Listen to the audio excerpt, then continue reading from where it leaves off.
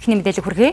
Нийслэлийн 4-р сургуулийн орчинд автомашины зогсоол барих зорилгоор хойд хаалгыг нь гаагнсан байна. Ингээд хойд хаалгаар зорчдог сурагчид хашаад авч хичээлдээ орж байна. За мөн энэ сараас эхлэн тухайн сургуулийн галтгоонд засвар хийж эхэлснээр барилгын хогийг сургуулийн сагсны талбайн гадна хайсан байна.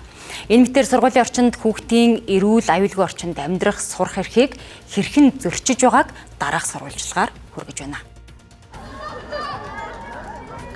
За NTV телевизийн сурвалжлах баг одоо нийслэлийн 4-р сургуулиас ээлж сурвалжлагаа өргөж байна. Бид бүхний ард харагдж байгаа сагсны шийдэнд бол одоо энэ барилгын хог хаягдлуудыг бол оол тавьснаар хүүхдүүд сагсны шийдэндээ тоглох ямар ч боломжгүй нөхцөл байдалтай байгаа юм.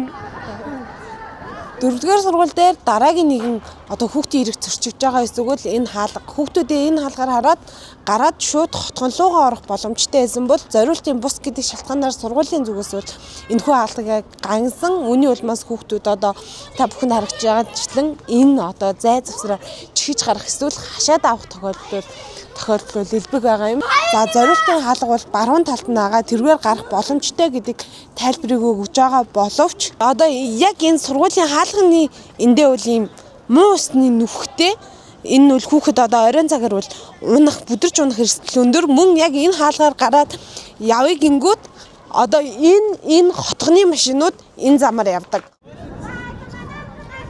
Энэ юугаар явахад бол хүүхэд бэртүүл угаасаа эрсдэлтэй. За ганц байгаа шийд нь бол энэ хойно тэнд хүүхдүүдэн тоглож байгаа нэг шийд байгаа. За энэ том талбай каснараа бидний одоо нөгөө тоглох орчиг жоохон хааж байгаа болохоор жоохон хэцүүлтэй.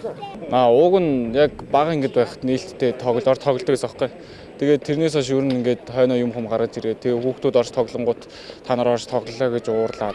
Ер нь тэгэл тоглоомын талбай гэдэг утгаараа ер нь цэвэрхэн цэмцгэр байх ёстой. Сургуулийнхаа нэг яг ингээд байр руугаа орсон орцоо ингээд хаачаад байгаа байхгүй юу?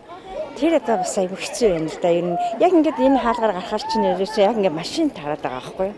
Тэгээ энэ үл ерөөсөө яг ингээд нөгөө орц хаацсан байдал бол ерөөсөө айгүй хэцүү. Биднэрт бол бас хүүхдийн одоо нөгөө ээлтэй орчин гэдэг нь бүрдэж өгөхгүй л байна гэж бодож байна. За харин энэ хүүхдийн тоглоомын талбай дээр ингээд зөндөө юм хураацсан байна. Энэ бас эрсдэл өндөртэй л дөө. Одоо тэгээд энэ хүүхдийн талбай энэ бас хүүхдүүд чөлөө цагаараа бас зөв боловсон өнгөрүүлэн завсар залгаанаар хэсэг ч гэсэн тоглоно.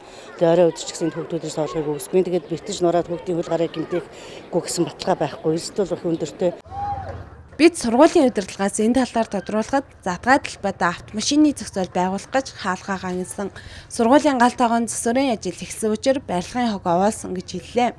Батлагдсан төсөв төлөвлөгөөний дагуу эдгээр засваруудыг хийж байгаа. Бид хүүхдийн эрхийн төлөө ажиллаж байна гэх тайлбарыг өглөө. Сургуулийн орчин бол авс зохицол байх ёстой гэсэн стандарт шаардлага байдаг. Тэрний дагуу манайх зөвхөн байгаа боломжтой талбай маань энэ юм ба гэж өөрсдөө судалсны улмаас хүлэмжээ буулгаад энэ хэсгийг авч зогсоол болгох гэж байгаа учраас энэ хойтлын онгорхой нөх буюу зориултын бас хүүхдүүдийн орж гардаг байсан хэсгийг хаацсан байгаа өчигдөр л хаасан. Бүр хэдэн жилийн өмнөөс эхлээд яригадаад хийгдээд хугацаанд эхэлсэн ажил байхгүй юу? 4-р сургуулийн сурагчид хогон дунд суралцаж машин замаар зочин төмөр хашаад аван хичээлдээ ирж байна. Хүүхдэд ээлтэй эрсдэлгүй байх ёстой боловсролын байгууллага сурагчдын эрхийг хамгаалж байна хэмээн тэдний эрхийг ноцтойгоор зөрчиж байна.